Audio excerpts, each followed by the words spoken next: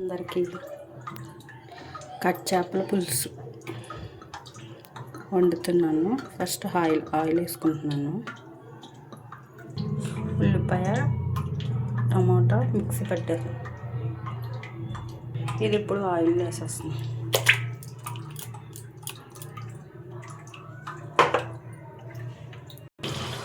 ఒక 5 పచ్చిమిరపకాయలు,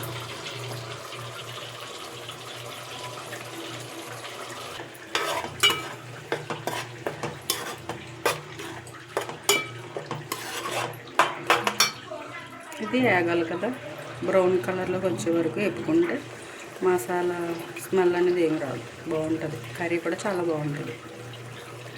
అల్లం వెల్లుల్లి పేస్ట్,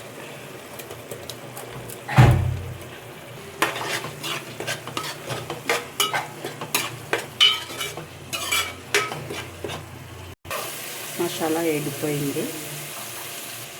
కొంచెం పసుపు,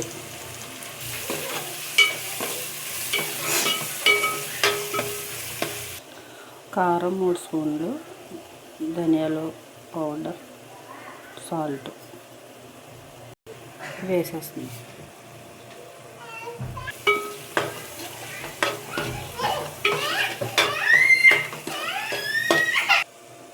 మేము కొంచెం కారం ఎక్కువ తింటాం.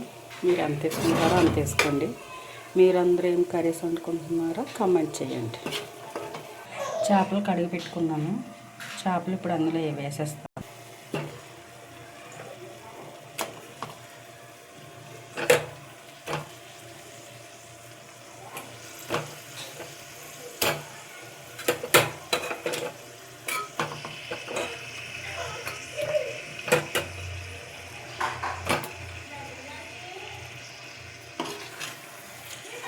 ఇది చేపల్లోకి వెళ్ళి ఈ మసాలా బాగా పడితే బాగుంటుంది, లేదంటే చప్పగా ఉంటుంది కర్రీ.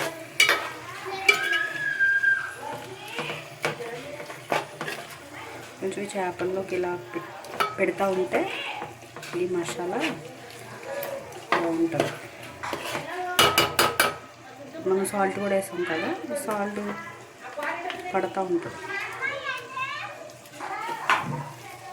ఒక 2 నిమిషాలు ఇలాగా కొంచెం సిమ్లో పెట్టేసి అలా ఉంచితే మసాలా పట్టిన తర్వాత కొన్ని వాటర్ వేస్తే ఇప్పుడు 2 మినిట్స్ అవుతుంది కదా. మసాలా అవి చేప ముక్కలకి పట్టింది. ఇప్పుడు కొన్ని వాటర్ వేస్తాం. ఆ తర్వాత కొంచెం ఇది పుత్తలాడితే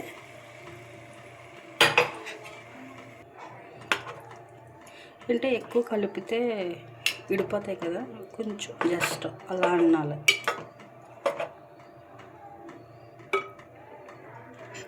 కొంచెం ఇది ఒక 2 మినిట్స్ అయిన తర్వాత చింతపండు పులుపు వేసుకుంటే ఇప్పుడు పుత్తలాడుతుంది కదా. ఇప్పుడు చింతపండు పులుపు వేసాను. అంటే నేనే తీసుకొని నేనే వీడియో తీసుకుంటున్నాను, నేనే చేసుకుంటున్నాను కాబట్టి ఆ చింతపండు పులుపు ముందే తీసుకుని పక్కన పెట్టుకున్నాను.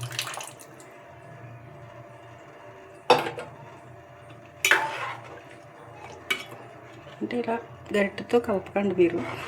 నాకు ఇంకో సపోర్ట్ ఏమీ లేక నేను ఇలా కలుపుతున్నాను స్లోగా. మనం దేనితో కూర తింటున్నాం దాన్ని అలాగా తిప్పుతూ ఉంటే సరిపోతుంది. అంటే నాకు తీసేయడానికి ఇంక వేరే ఎవరూ లేక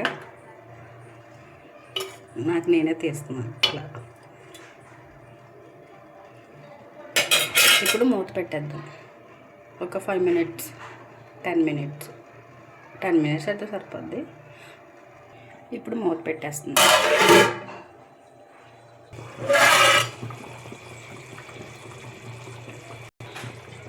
కొత్తిమీర ఇంట్లో లేదు, కరివేపాకు వేస్తున్నాను. మీరు కొత్తిమీర వేసుకోండి, కరివేపాకు వేసుకున్నా టేస్ట్గానే ఉంటుంది.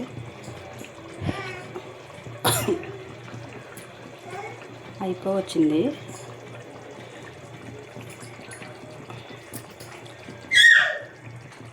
అందరు సపోర్ట్ చేయండి. Devi Krishna YouTube channel. Comment చేయండి, మీరు ఏం కర్రీస్ వండుకున్నారో కామెంట్ చేయండి. Okay, bye.